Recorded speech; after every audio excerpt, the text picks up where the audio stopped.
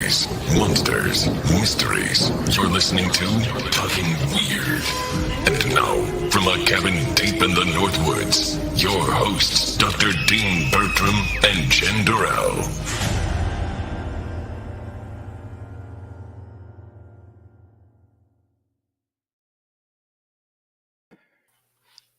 Well, hey, baby. Hey, baby. What was that little whoop? I wasn't ready. I wasn't paying attention. That's why. Oh, well. Have you recovered from last week's paranormal investigation when you missed the wonderful interview with Jason McLean? Yeah. Yes, I have. Do It's you have just like any? a normal kind of paranormal hangover kind of thing, I think. Do you have any stories I from don't that know. case you want to share with our audience quickly before we bring on tonight's wonderful guest? Well, I have several, but a real short one. There is a doll room in the McIntyre Villa, and I actually put a video up of that too on Facebook. And I was always drawn to that room, so I went in there and was just taking some video and pictures, and I was staring at this doll. And as I'm panning around, I hear a click, and I thought, well, something opened. But when I went back and looked, the cabinet to one of the haunted dolls was opening. So, but I had already clicked it right when I did it. So when I pan it, you see that it's opened, but you don't see it fully open. So there's that. Dark forces at work. We'll get into some of the other more exciting parts of the story when it's just you and I doing one of our solo shows.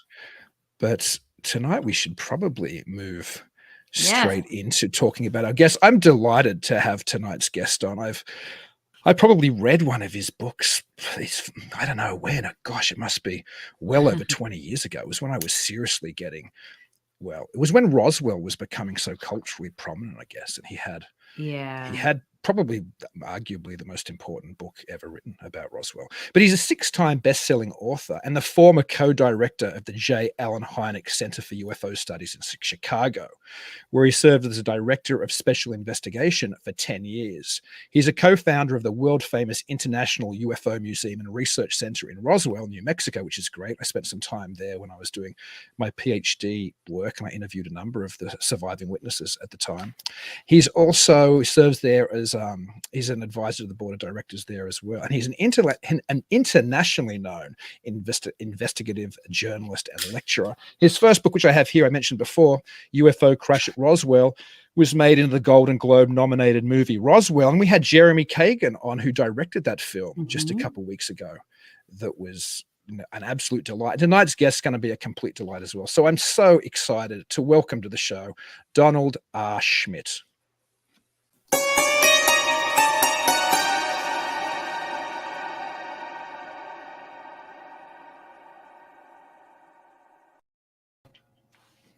Greetings, Donald. Well, good evening, Dean. Good evening, Jen. Pleasure to be with you. Oh, it's an absolute delight to have you. We were mentioning how we had Jeremy Kagan on, who directed the adaptation of your book back in the day, a film I loved as well as I loved your book. And we mentioned when we had him on the show that you said to say hi, and he had nothing but wonderful things to say about you and was delighted to hear from you. Oh, I'm flattered. And I have nothing but the utmost respect and fondest memories of having worked with him leading up, in the pre-production, even in the casting, the development of the script. It was wonderful the way we were treated on the set, both the exteriors, which we filmed in Bisbee, Arizona, not in New Mexico, in the southeast corner of Arizona, and then all the interiors, which we filmed, or most of them, I should say, in North LA. And Jeremy, he'd have us sit right at the camera, and he would constantly call us over to look at a scene before they would roll film. And then in the evening, watching the daily rushes, and he would have us sit right there, and what do you think of this one, boys, and that type of thing. It was just grand, just wonderful. And then when we had the premiere at the Directors Guild, and to have the likes of the late Robert Wise, who directed my favorite UFO movie of all time, as well as J. Allen Hynek's. You would think after Close Encounters, and just a quick little story, it was at the time that they had just completed filming Principle with the Close Encounters movie. And Dr. Hynek did his famous 7-minute, or 7-second, I should say, cameo. And yet he had consulted on the picture, and even the very title was taken from his classification of UFO sightings. And we were in the kitchen after dinner that evening, and I said to him, "So, Alan, you probably have changed your mind. Close Encounters is now your favorite UFO movie." And he went, "No, I still agree with you. It's The Day the Earth Stood Still." And so for Robert Wise, who I had met prior to our Roswell movie, and that he actually attended and then was part of, as far as the post-movie banquet. And then we couldn't even get into the banquet because we were so besieged by the press, and then cast and crew, including Jeremy. But Robert Wise to shake my hand. "Oh, I am so proud of you boys. I am so proud of you boys." Just memories that you just they will not fade for as long as I live. Just tremendous. And then the crazy thing, both of you, when we were nominated Best Made for TV Movie, Golden Globes, and we were obviously invited. The movie was based on our book. And all of Hollywood would be in attendance. And where were we that evening? We were in New Mexico working on the case. We were that devoted. That very evening, we sat in the lobby of a Ramada Inn in Albuquerque, New Mexico, watching the Golden Globes and looking at one another, Kevin Randle and myself, going, "This is probably going to go down as the biggest mistake we have made in our lives. Because what are the chances you have another such opportunity?" And yet, well, I guess we were that committed. We were hot. We were working on the case, so to speak. Wow, that's dedication for you, Don. My goodness. Yeah. To my regret. Now, I'm going to jump around a little bit. I was going to go straight into the hearings because obviously that's, at the beginning of, or the forefront of everybody's mind. I had a few of your books here I was going to flash as well. But what you said then, and Witness to Roswell's fantastic as well. All your stuff is. So Thank people you. need to, and we'll get to where audience can find that anyway. Obviously Amazon, but we'll talk about that a little bit later. Funnily enough, though, because you were talking about J. Allen Hynek, and I thought he'd come up tonight, is 2 days ago, I'm a big, bibliophile. I love books, and I've read this before, but I never owned a copy. I read it when I was at the University of Sydney. They had a copy there, The Edge of Reality, which is a J. Allen Hynek and Jacques Vallée combo book where they have a discussions, multiple discussions in there. And which made me, and it's funny, it just happened to come. It wasn't because you were coming on, I bought it. I've been looking for it for ages, and it's always overpriced, and I found a good price copy. But I know, or so the popular conception seems to be, towards the end, Hynek had drifted further away from the ETH to more of that type of position we associate with Jacques Vallée, that this experience is somehow something else, perhaps. Is that your recollections of Dr. Hynek? Or? Yes and no, because when you think back, when you look at the history of Hynek's involvement, who started out as the chief skeptic for the Air Force as a consultant to Project Blue Book. He was the one they would always trot out in front of the microphones to explain away every and any case possible. And the Air Force was becoming more and more nervous at the fact that Hynek wanted to work more in the field. He wanted to actually interview witnesses, unlike the portrayal in the History Channel, Project Blue Book series, where they had him recreating, re-experiencing events and actually, investigating cases that Blue Book never investigated. But nonetheless, Hynek, they felt, was becoming a bit of a loose cannon, in that he was realizing, as he would tell us, not only that all these people can't be lying. The patterns, the similarities, they wanted to do statistical analysis, like when Captain Edward Ruppert was the first director of Project Blue Book. And they had enlisted Battelle Institute just down the road from Wright Pat in Dayton, Ohio. Battelle was in Columbus, Ohio.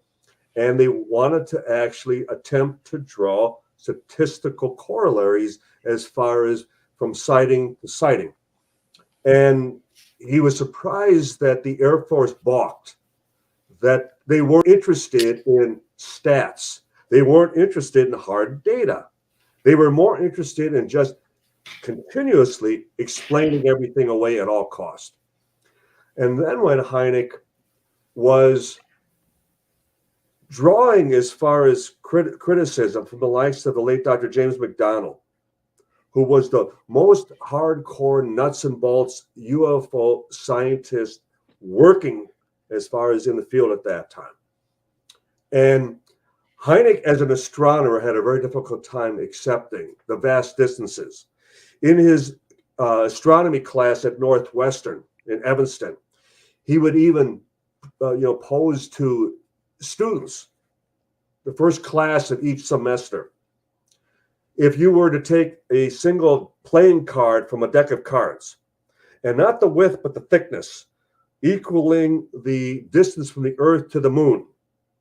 And Hynek would pose the question then, how many cards would it take to equal the distance from the Earth to the nearest star system, Alpha Centauri, 4.3 light years away?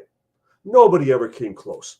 No scientist ever comes close. But Hynek had calculated and come up with the figure 19 miles of playing cards. Earth to the moon, the thickness of one, but 19 miles of playing cards. And it was just for him insurmountable that you just could not accept that a physical object could travel that distance. And so Hynek would then explore all the other options. And he was also concerned that, as he would say, the hardcore cases were not going to Blue Book. The best cases, he would, when he would be back in Evanston, and he would be flying and lecturing, and he would talk to military pilots. He would talk to commercial pilots. He would talk to SAC base officers, Strategic Air Command officers, about some of the most profound cases he had ever heard. And he'd go down to Blue Book expecting to see those reports. They were never there.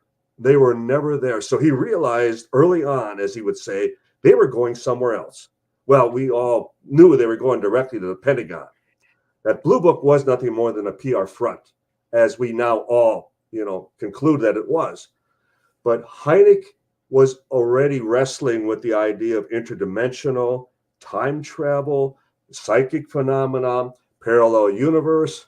But it's interesting that the one case that totally drove him to our side was the Socorro, New Mexico case of April of 1964. And that's as nuts and bolts as they come. Physical landing, depressions in the ground, smoldering sage, and footprints. And so the very last time that I had dinner with J. Allen Hynek, I will never forget how he pounded his fist on the table and he went, "Don, it's smacking more and more of nuts and bolts." Huh. So he was accepting that we were dealing with a physical phenomenon that interacted with our environment, interacted as far as with eyewitnesses. You could track it on radar. It left depressions in the ground, swirled areas of grass, broken tree branches, physiological effects on witnesses, conjunctivitis, radiation burns, that type of thing. So he was then confident that it was something you could take into a laboratory. And what most people also aren't aware of is the fact that Hynek was very much working on crash saucer retrieval cases. And one of the cases that we didn't even know he was dabbling in was Roswell. When he had moved to Scottsdale, Arizona, and Northwestern had willed him an abandoned observatory in Truth or Consequences, New Mexico. And every time they would travel over to do a little work on the building, he would slip over into Lincoln County, where the Roswell crash took place in 1947. We found all his handwritten notes where he was talking to the ranchers and their sons and daughters. And he was, needs to be investigated. So how ironic that, there I was, a skeptic going after Roswell. And little did I know that my very scientific director, my very mentor, my dear friend J.L. Hynek had already set the table. He already had led the way. Wow. That's just, what a fascinating tale. I've always, well, not always, I used to be very much ETH. I've tend to swing towards a Verlaine, Keelian type perspective. But what I found interesting recently is that we know a lot of that, particularly Verlaine's thinking, came out of the failures of the Condon Committee, and he went away quite disappointed. He wrote Passport to Magonia, which was the first real book which posited this more esoteric theorizing. And Verlaine, for the last probably almost 50 years, didn't take a lot of the nuts and bolts or crash stories very seriously. But it's fascinating how time turns. And so 50 years after the Air Force get out of UFO investigation and Passport to Magonia is written, we have these new hearings, which we're about to get to talking about in Washington. And within the same year period, we get Jacques Verlaine's most recent book, Trinity, The Best Kept Secret, where he now discusses a nuts and bolts crash, which he says predates Roswell. Have you looked into the Trinity crash at all, or what are your thoughts on that? I hate to admit that. I think Valet and I are a bit on the outs right now because I've been very critical of the book, and critical because I met their principal witness 25 years ago. And I was introduced to him after a lecture in Ventura, California, just north of LA. And he had heard my lecture on Roswell. He had purchased a number of the Roswell books, and he had me sign them. But he was at the time claiming that it was the Roswell, a portion or another location associated with Roswell that he was involved with, that it was in 1945 and in San Antonio, New Mexico, just south of Socorro. He was telling me that it was 1947, July of 47, and out on the plains of San Augustine, which was tied to Roswell, with the Roswell Incident book that Charles Berlitz and William Moore wrote in 1980. And so then to hear afterwards that he had changed that, and my present partner, Thomas J. Carey from Philadelphia, had also interviewed him, which I was aware of, and we have, his name is Ray Baca. That's his name, Remy Baca, to be exact. And that Tom has him on tape discussing with him, how could he make a lot of money on this story, which is quite, is a red flag that I immediately turn and run from. Everything about the book, everything describing the military involvement, their nonchalant behavior, leaving the area unguarded, leaving no one as far as overnight, and allowing these children to come in and take souvenirs and hang them from their Christmas trees for years thereafter, that type of thing, destroying evidence of that sort, burying it, burning it, and so on, as described in the book. And as many of the elements described that are total reflections of Roswell. Well, where did he get them? Well, as I described, he attended my lecture and he bought a number of my books. So again, I'm sorry, Jacques. You could have helped us. You could have assisted us on Roswell. In fact, I invited you to join us on a number of archaeological digs, which we led. And so, but you are exactly correct, Dean. Dean, just as Hynek, that he came full circle and he returned back to nuts and bolts, and now you have the exact same thing with Jacques. And I think, to be honest with both of you, I think many researchers of long standing, that as they get older, and as Hynek would often state, and I would be with him as we would be working in the field, and he would always make that comment, I'm an old man in a hurry. I'm an old man in a hurry. And I think that's exactly where Jacques is right now. And there's nothing that's going to prove this fast enough within one's short span of remaining life than nuts and bolts. And so that's what desperately trying to now come up with. some form of physical proof. And I don't fault them for that for a second, because welcome to the club, Jacques. But it's great. It's unfortunate that you would choose a case that we find very little credence in.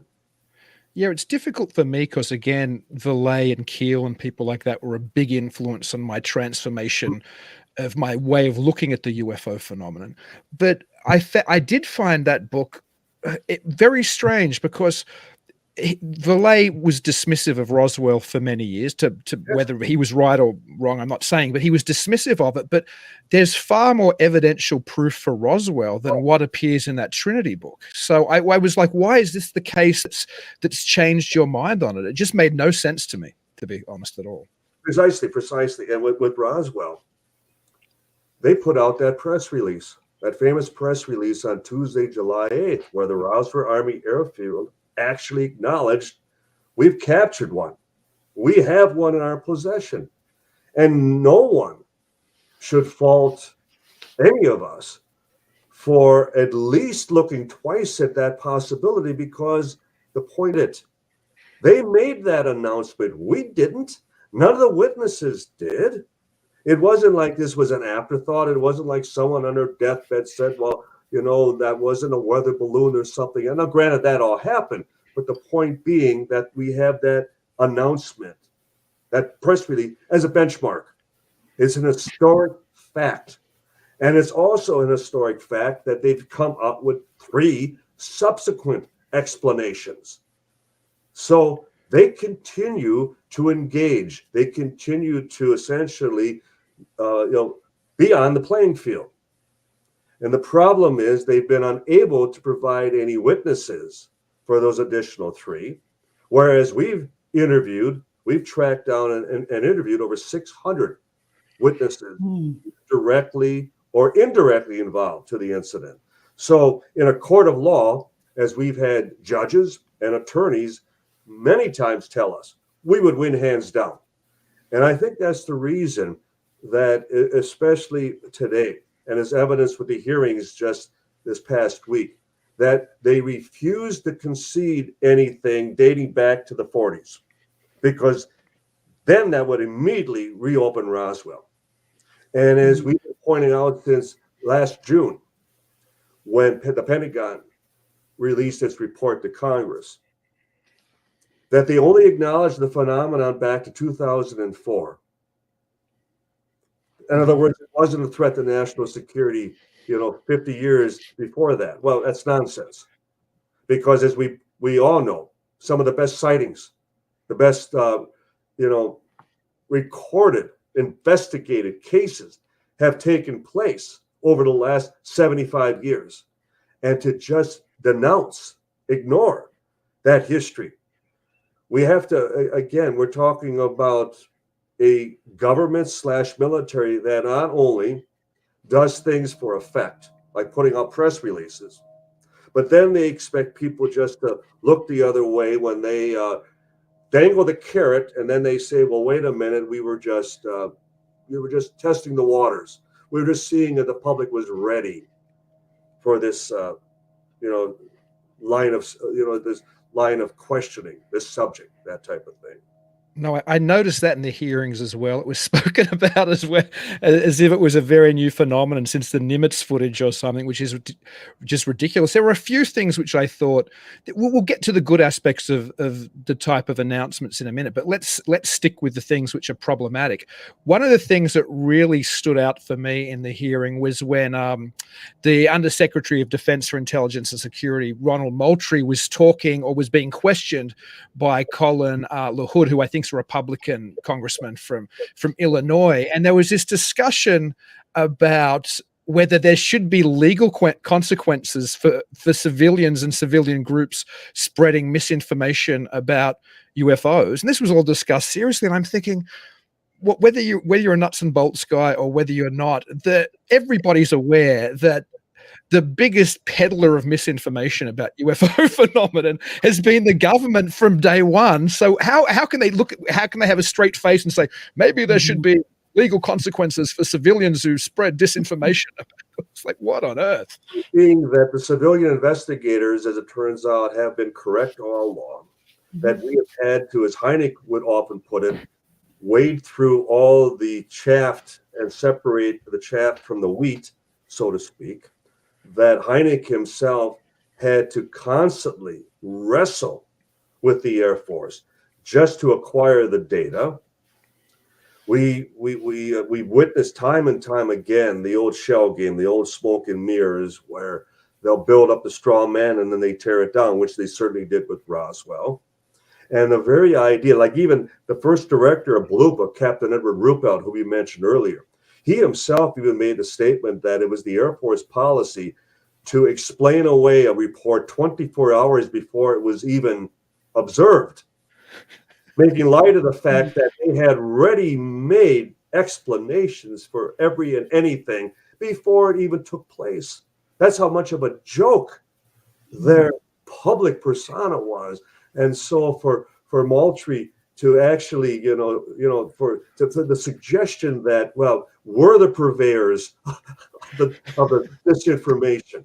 Come on, my God. So again, it's a classic example of where they have this transference where they look in the mirror and, well, we aren't doing anything wrong, but it's you people. You're the ones who continue to perpetuate all the nonsense and all the disinformation. And it's like, excuse me?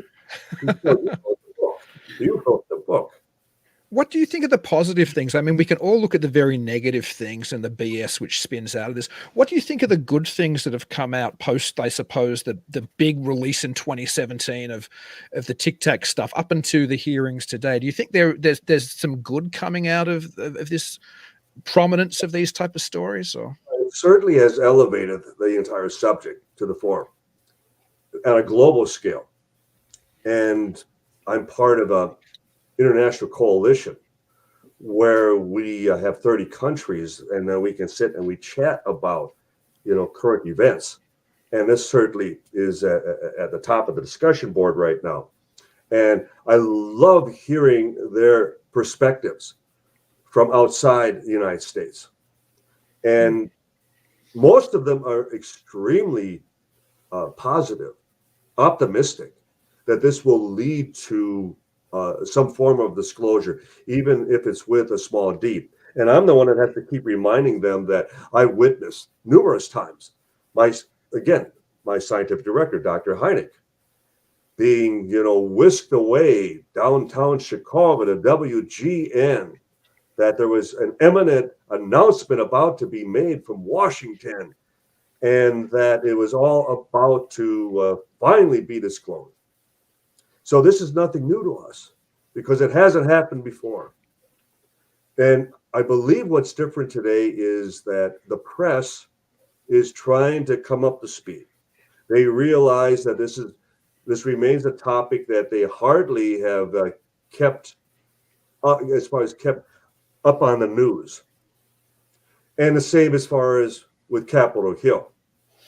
Interesting that as many presidents have lamented about their lack of briefings on the subject. And then for our work with the late Congressman Stephen Schiff of New Mexico, and we worked with the late Senator Barry Goldwater of Arizona.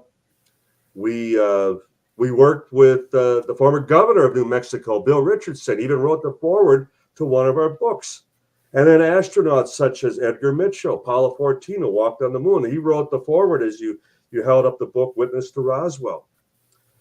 So we are working, politics withstanding, with high-ranking officials all the way up to the Oval Office.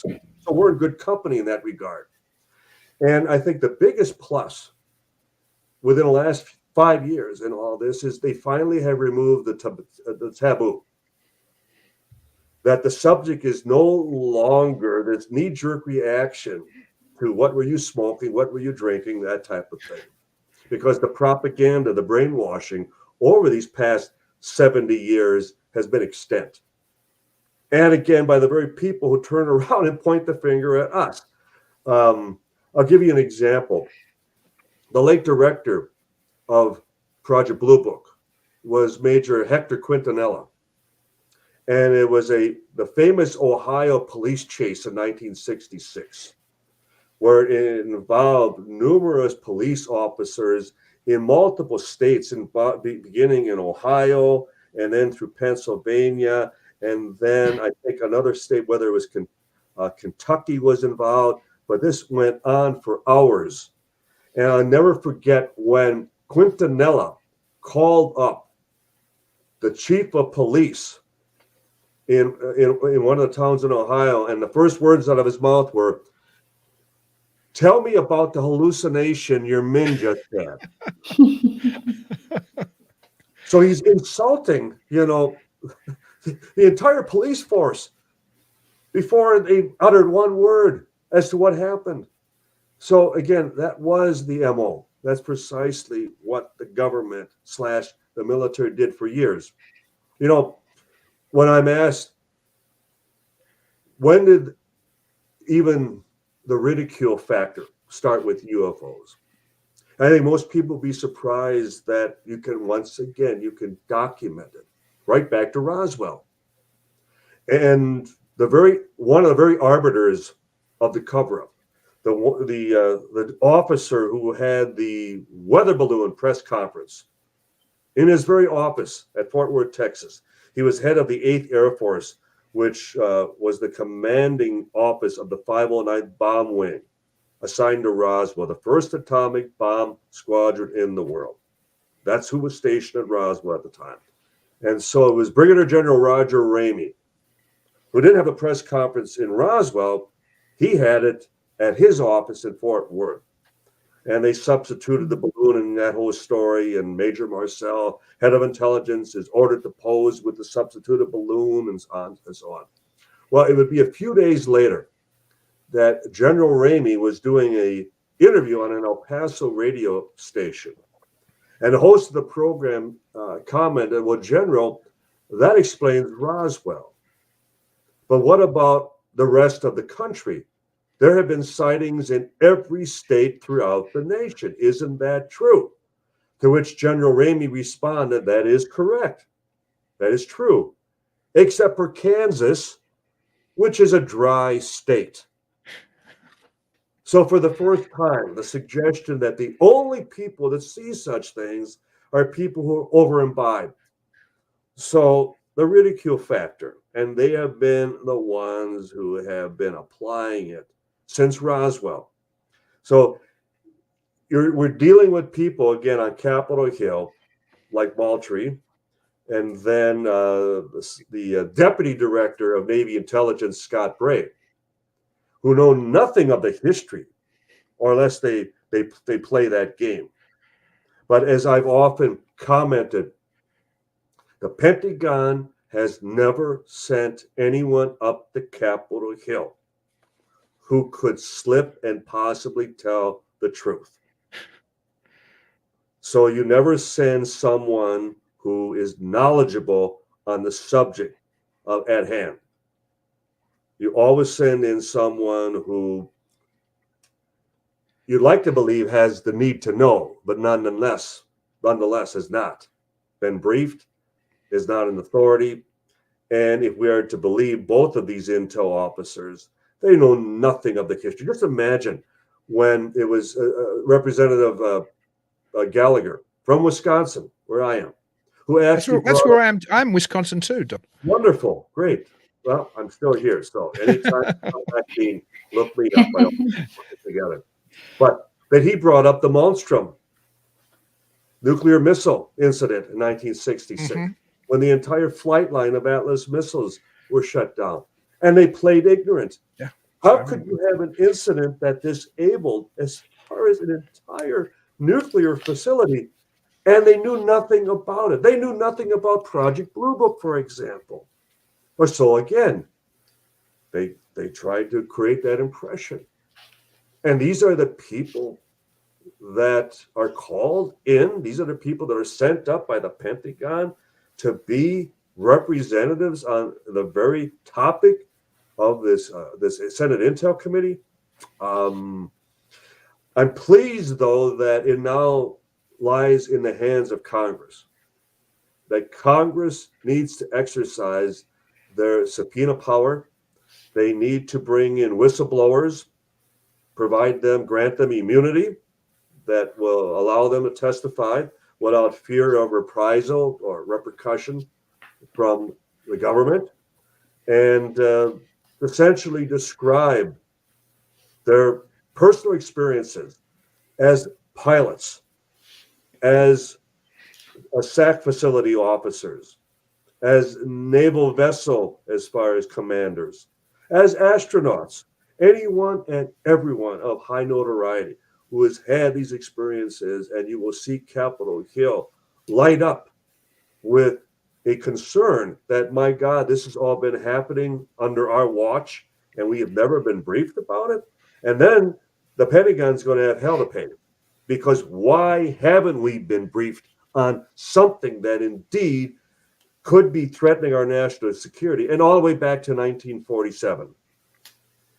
Yeah, it's very strange to think that somehow from 1969 until 2020, 2021, it wasn't a national security concern, and all of a sudden it might be a national security concern again. A slightly different tack, though. This is something I've seen a few people in the UFO community talk about lately, and I'm sympathetic to the idea as well. And it's people like Thomas Ferrario, who now runs the old Ted Phillips organization, up to an alternative. Wonderful man. We've had him on the show, and Stephen Greer would be an example on the other kind of side of, more contactee oriented ufology. But there's a few different voices that have suggested if disclosure comes, it mightn't be a real disclosure. It might be used for some type of, social control or to further some kind of agenda. Can you see it being spun in such a way that it might be able to be used to get a policy through, or to change the social order, or any of the types of things that these people have suggested? I'm very concerned, because I'm one of the people that keeps asking the question, why now?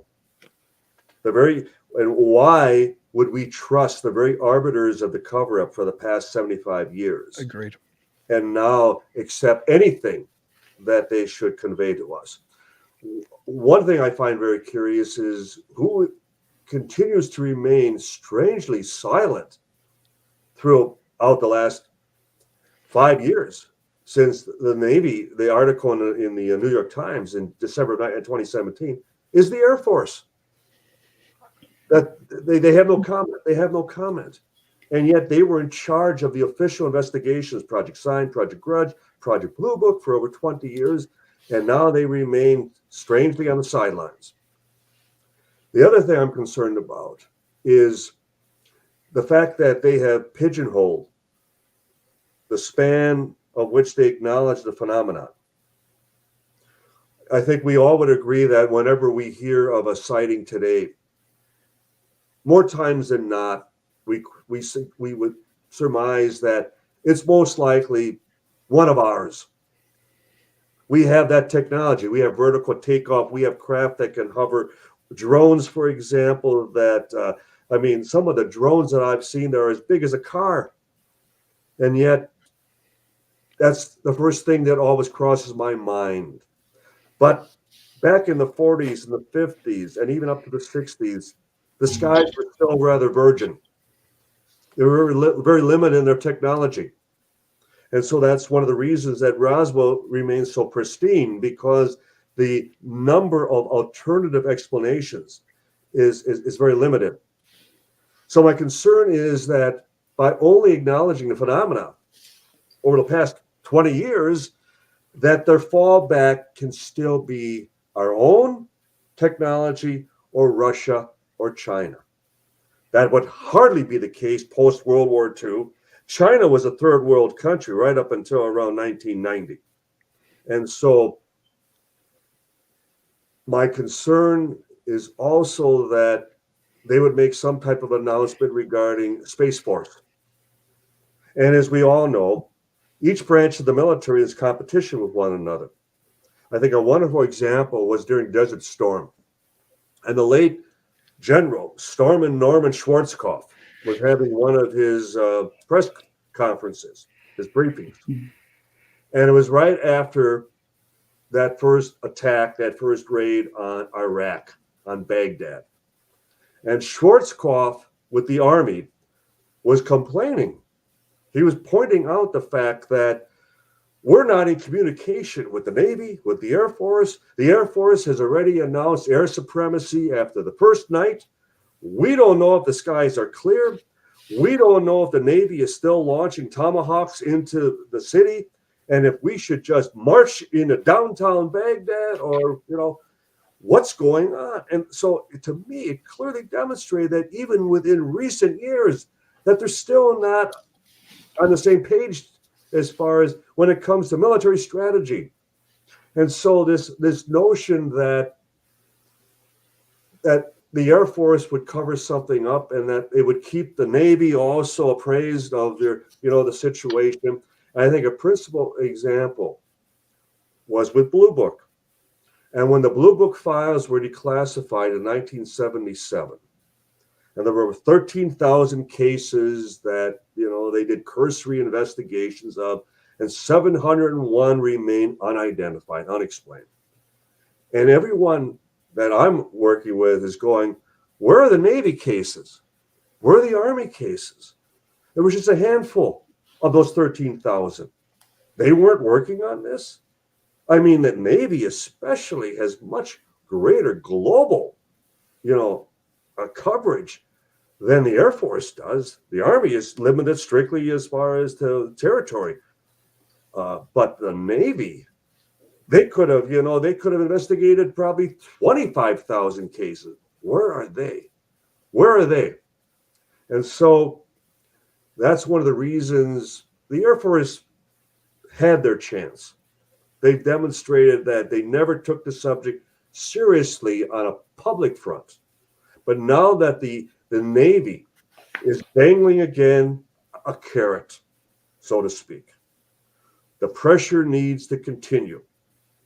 We need to continue to push for congressional hearings with immunity of whistleblowers, and they need to bring in Navy officials that know what they're talking about, that they can actually present cases.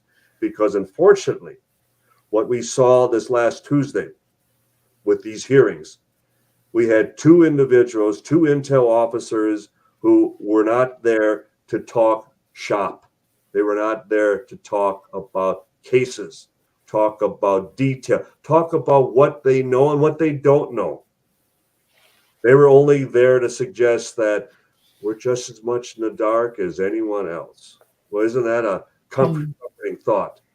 That we have aircraft that fly through our airspace with total impunity, and we can't do a thing about it. You want to talk about a threat to national security? And yet, as witnessed by even the amount of coverage, it was back page for a lot of the newspapers, a lot of the news reports. It wasn't even covered live by any of the network news program, any of the cable. It was on C-SPAN. That's the only place I saw it. As one of the world's preeminent civilian UFO investigators, do you often feel like you're trapped between this type of official military disinformation, but there's also been an infiltration at the civilian level? Like, I'm thinking of Bill Moore's revelations at the MUFON symposium back in '89, and I'm thinking about these ongoing, even things from NICAP all the way to the Stars Academy. Often the head officers or the head board of directors are all ex-military or ex-intelligence people. Right. So do you feel somehow that even the civilian body that you're a major part of is a victim of its own internal disinformation, kind of puppeted from above? Or, well, keeping in mind, Dean, that my first partner is a retired lieutenant colonel in Air Force intelligence. My partner over the past 25 years, Thomas J. Carey, is a former Air Force intelligence officer. One of the grand things about working on the Roswell case, where most of the primary witnesses are former or retired military. And so you learn not only a respect for those military whistleblowers, those that are courageous enough to go on the record, but you also have a respect for the reluctant witnesses in the military, for the people that wish they could help, they wish they could talk to us. I'll give you an example. He was the provost marshal at Roswell in 1947. He retired a lieutenant colonel.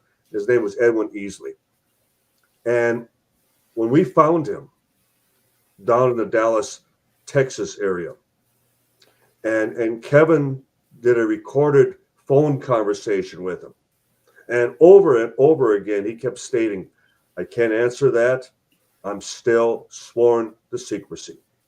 Now, mind you, this is almost 45 years after the incident, and he is still stating on the record, I'm still sworn to secrecy.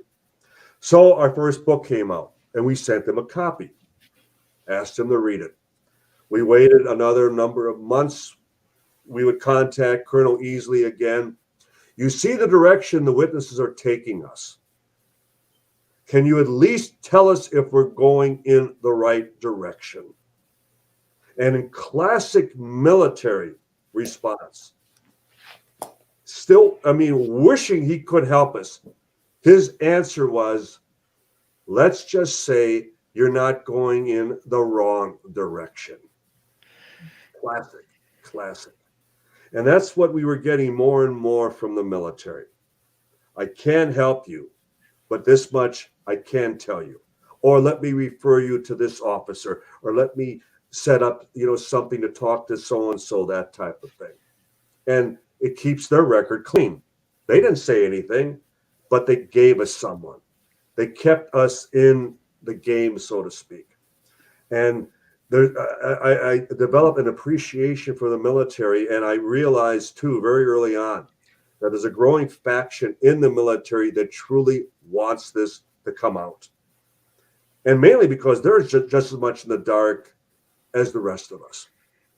And I think sadly, that's a result of the fact that the old order has not passed down to the new order. Most of the officers throughout the years, throughout the decades, have taken the truth with them. They especially did with Roswell. All those high-ranking officers who were involved, they didn't share it with their wives, their children. They took it with them. And, that's how patriotic, that's how committed they were to preventing the truth to come out, because they felt either that the truth was too big for us to handle, or the human arrogance in that we think that, like Will Smith and Independence Day, you jump right in the seat, you fly that thing like you've done it 100 times before. Well, I remain of the position that it's a cover-up of ignorance, that after all these years, they still don't know from where, from who, and from why. So there is nothing to really disclose. That they can't bridge the technology. There and again is the human arrogance that we're able to just reverse engineer the wreckage, the craft, that type of situation. And I'm here this evening to say that I see no evidence that it's something that Jacques Vallée and I wholeheartedly agree on, that after 75 years, they have, in many respects, just as many remaining questions as we do as civilian investigators. Now, we've walked the walk. We've been in the trenches. We've been on the battlefield. We know the history. We could help them. And so I extend, as I have many times in working, as I described with late congressmen and senators, that type of thing, that we extend that olive branch. We extend that hand of cooperation, because we can bring them up to speed much quicker than wading through reams and reams of reports, because we can tell them the best cases that they need to be looking at. And they'll come away going, my God, why weren't we informed? Why weren't we briefed on these cases? Now, staying in this kind of military intelligence angle for a moment, I'm sure you were asked a lot back in the day, and I'm sure I even read what you said, but I can't remember. What was your take on Philip J. Corso's The Day After Roswell? Like, what was your impression of him as a man and his tale or his story? I met with Corso on 2 separate occasions. I considered him a gentleman. As a military officer, he had that air, that regalness about him. I had no doubt about his background in that fashion.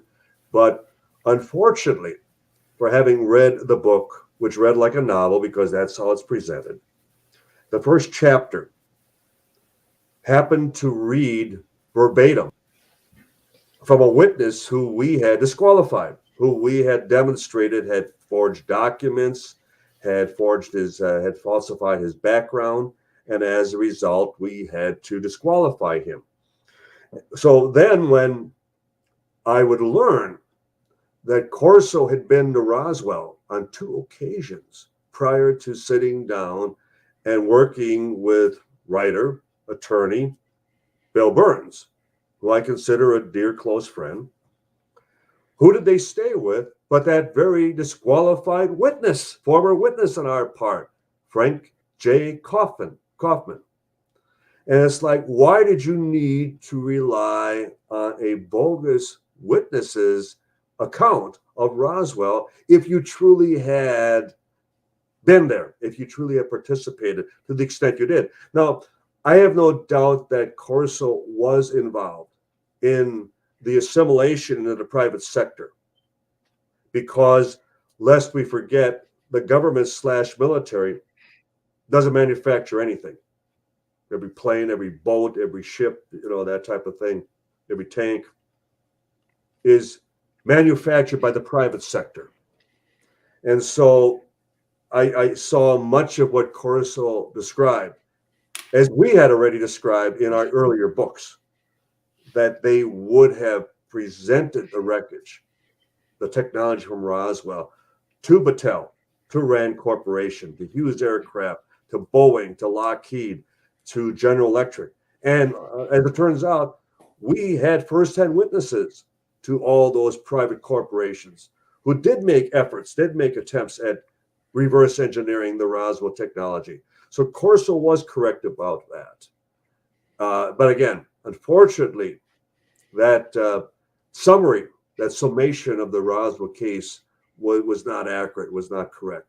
And I think because Corso wasn't at Roswell in 47, he wasn't involved at that point. And so that's where I draw the distinction. Where do we stand? Sorry, no, you finished on. I'm sorry. I thought I didn't mean to talk over. But hence the title of the book, The Day After Roswell. Right. Where does the Roswell investigation stand today? Like, what have been the big changes from when you first became involved to where we are now at the 75th anniversary? What are the things that you think people need to know about, which is changing in evidence, or new things you've discovered, or where we're going forward with this? Or? Well, we obviously have lost the race with the Undertaker, as we would call it, over the past 30 years, that we knew this day would come, that the assimilation of the World War II generation would finally catch up with the investigation. And at the moment, as far as that we are aware of, there remains only 2 first-hand witnesses. And now we're starting to lose even the sons and the daughters. But we are continuing to focus on the families. I can't tell you how frustrating it's been for years that we would spend a lot of time and effort, resources in tracking down witnesses. In the past, you didn't have the internet, you didn't have, a CD-ROM that you could pop in a name and come up with a potential location. We had to track down these people. We spent, hundreds and hundreds of dollars a month just on the phones, just, doing credit checks and motor vehicle background checks and flight aviation licensing checks and reunion rosters and anything and every means by which we could track these people down. And how often we would finally locate them and to have a spouse tell us they just died a year ago, or they just died a few weeks ago. We had one occasion where we spoke to the wife and she was just home from the funeral. And it's like, oh my God, you want to talk about where whatever information they possess is gone forever. It's finite. Took them with them. Again, took it with them. But fortunately, because we've been working also with the families, we've had a growing number of deathbed confessions that the families were witness to, that doctors, nurses were witness to, that we were even present to. And these are admissible in a court of law. These are considered physical evidence.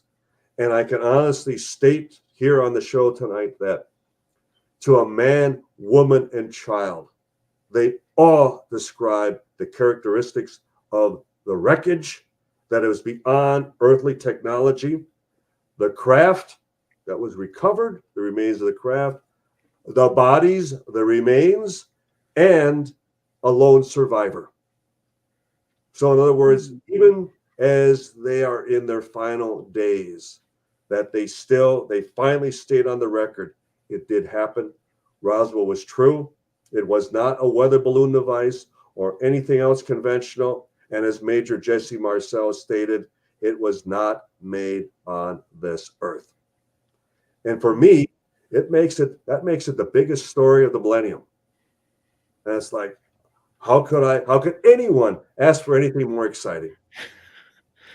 Well, you were a fascinating and exciting guest. And after having read your books for long before I even started my UFO research, it was such an incredible, I mean, my academic UFO research, I guess I'd been doing it for many years beforehand, but you've always been the central figure. So to actually speak to you in person tonight was just a great joy. How do our audience keep up with what you're doing, find your books, get a hold of you, whatever? Well, the books are all available at Barnes & Noble, all fine bookstores throughout the country, and certainly Amazon, as you had mentioned earlier. Our website is presently being rebuilt, but I'm on Facebook at Donald Raymond Schmitt, and then certainly the International UFO Museum and Research Center in Roswell, and also the J. Allen Hynek Center for UFO Studies in Chicago. So we are still on the case. We are still making every effort to come up with a final resolution as to what took place. And I think it's a most exciting time because finally we're having people on Capitol Hill and the media that are taking this subject seriously. Better now than never. But we're there to provide them with all the help and assistance that we have. Thank you. Thank you. Do we have an upcoming book too, just quickly? Is there something we should be keeping our eye out for from you? The Witness to Roswell book, our editor suggested that we would come out with a 75th anniversary edition. Wonderful. So we wrote new chapters. We put in new witnesses, new photographs and visuals throughout. So I'll even hold it up quickly. I just happen to have so fantastic. Roswell, 75th anniversary edition. I got to update my edition. I got to get you a new one. Yeah. Well, it was again such a great joy. Thank you so much for being with us, and we'll have to get you back on sometime because I could have kept going. Absolutely. Maybe right after the big celebration in July, so I can. Wonderful. We hope to see you both in Roswell. And I know, Dean, you've been there before. I know, Jen, you've been to Roswell, or not yet. Not yet. I want to. It should be, as far as I won't say bucket list, but it should be on everyone's as far as vacation list. Agreed. I had a grand time there. The museum is just fantastic. I really enjoyed my time there. Well, we hope to see you again. Hopefully too. Well, thank you again, Don. You take care. Thank you both. I enjoyed it. And keep it weird. Yes. That's me. Thank you. Thank you. Good night. Thank you. Good night. Thank you for joining us tonight. If you're interested in checking out more episodes, you can find us at talkingweird.com. If you haven't already, please like the show on Facebook, Twitter, and Instagram at Talking Weird Podcast. Make sure you never miss an episode by subscribing to Talking Weird. We're available on most podcast platforms and YouTube. And And if you do enjoy the show, please leave us a review. Dean and I would really appreciate it. Until then, stay safe and keep it weird.